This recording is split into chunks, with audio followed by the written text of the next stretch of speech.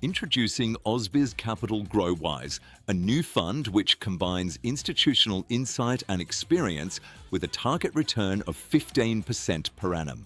Our fund mirrors SciTech GrowWise, backed by an 18-year track record with historical 21% average annual net return.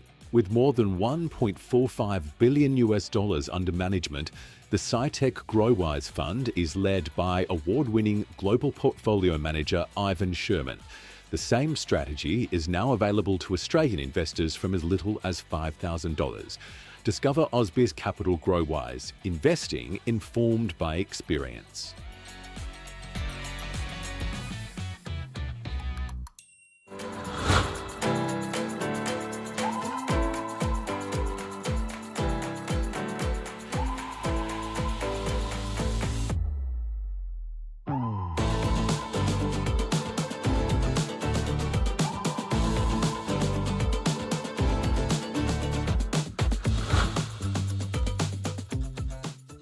Hello and welcome to the Global View on this Wednesday. I'm Andrew Gagan. Good to have you with us again here at Ausbiz. Let's get across what's happened overnight. Global equities rising while oil gained after Israel launched an attack against Hamas political leaders in Qatar.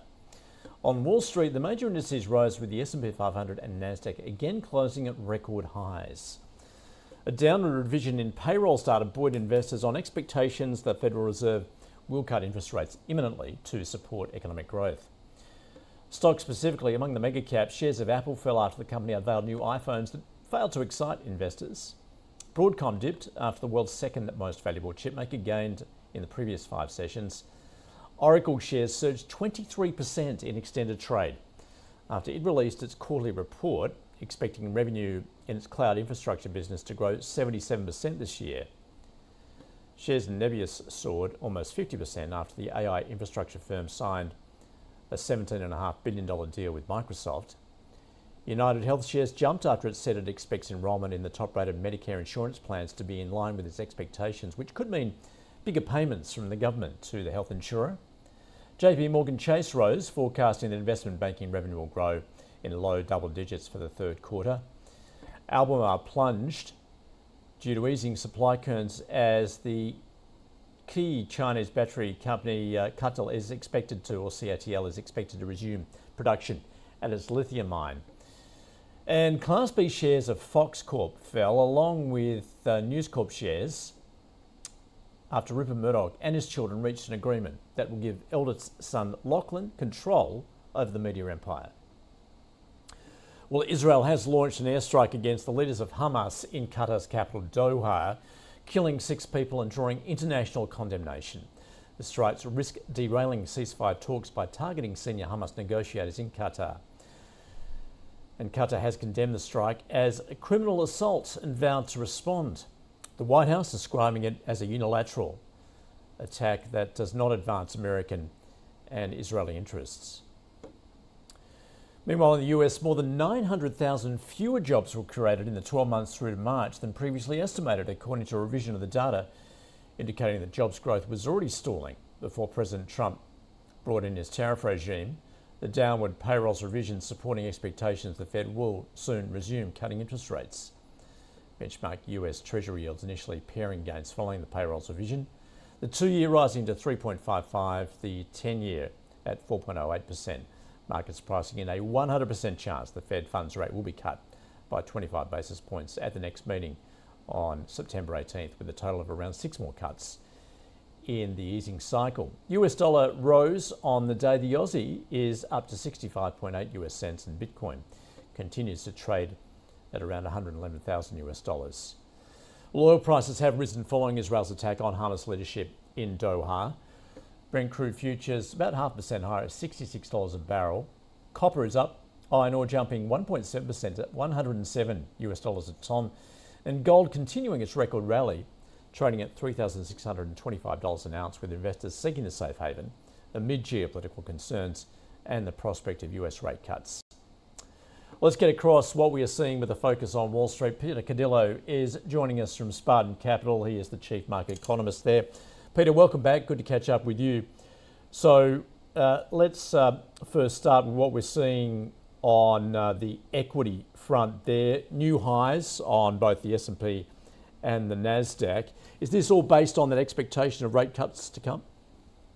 Yeah, I think so. And, I think the fact that we had that jobs revision, which basically portrayed the jobs market worse than it is, I should say.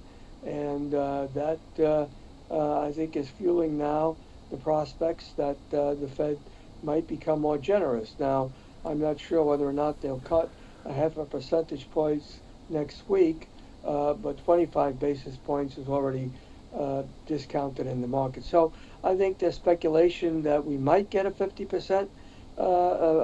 basis point cut next week, and probably followed by another one in December. So that's a total of 75 basis points. If not, it could be split up into three 25 basis points over the next three meetings before the year ends.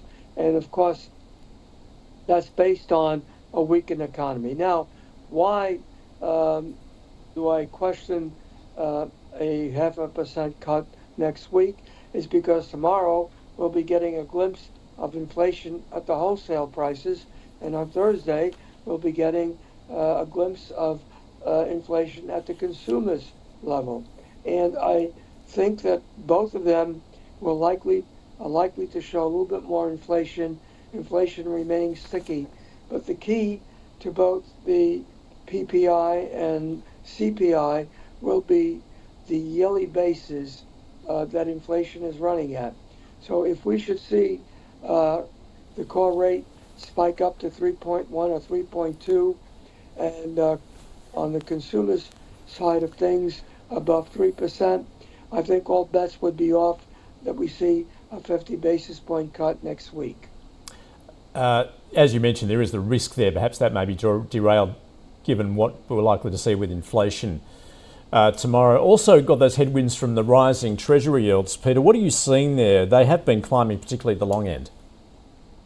Yeah, I think there's a problem there, and that problem is this: not so much of perhaps the fear of inflation heating to levels that would, distort the action of the Fed, but I think with this with the tariffs up in the air, and by the way, the Supreme Court did agree to fast track the question whether or not some of Trump's tariffs are legal or not illegal. And so, I think that there's that big question mark. And if you listen to Secretary Treasury Benson just the other day, he warned that if the Supreme Court upholds the fact that some of the reciprocal tariffs are illegal and they would be rolled back, that could cost the Treasury $1 trillion.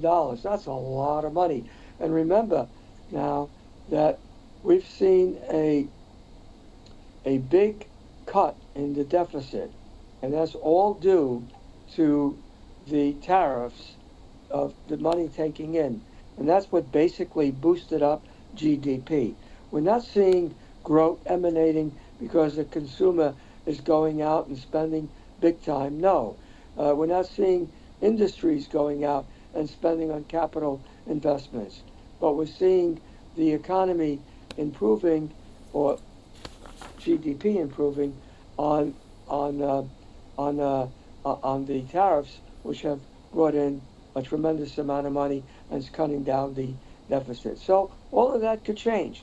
And if that were to change, that would be very negative for the bond market, very negative for the stock market, but very positive for the gold market.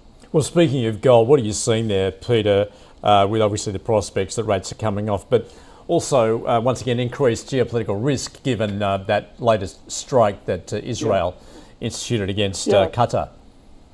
Yeah, today we saw gold prices surge above 3,700, and then at one point we saw some selling coming in. I think that's just technical and normal after such a huge run that we've had here.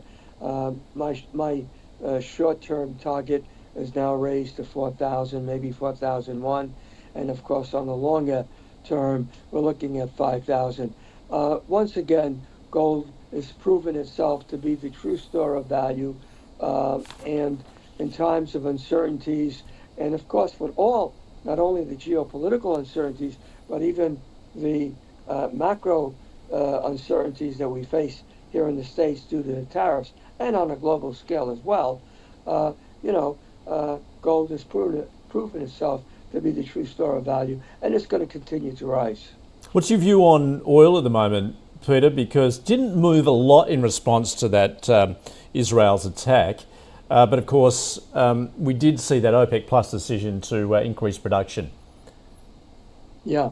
Well, the fact that OPEC modestly rose their production, that was a sign that they really want to defend the price.